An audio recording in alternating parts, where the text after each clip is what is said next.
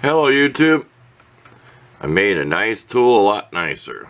This is my pin vise. This was the handle that was in it before.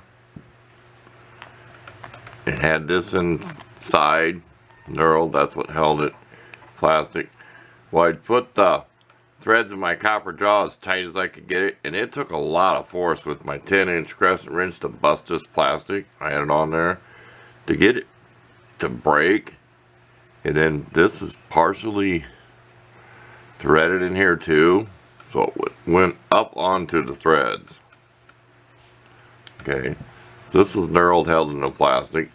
Plus it was held at the threads too when this was molded. So I cut that much off, okay, and this is about how far when I left a little gap. If you look real close, you can see an air bubble in there. Because I wanted room to push the epoxy.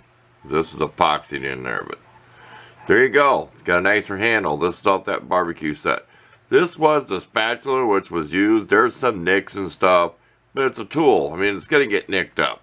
I'm not going to keep this stuff pristine mint condition, but just one more thing, or one of the things so far, depends on how many videos I post, of what I'm going to make using these handles.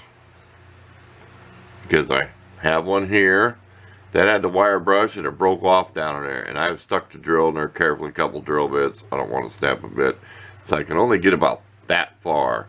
I was heating it with the torch to pull it out. But as I twisted it, it broke. Twisted it. This one had a bolt on it.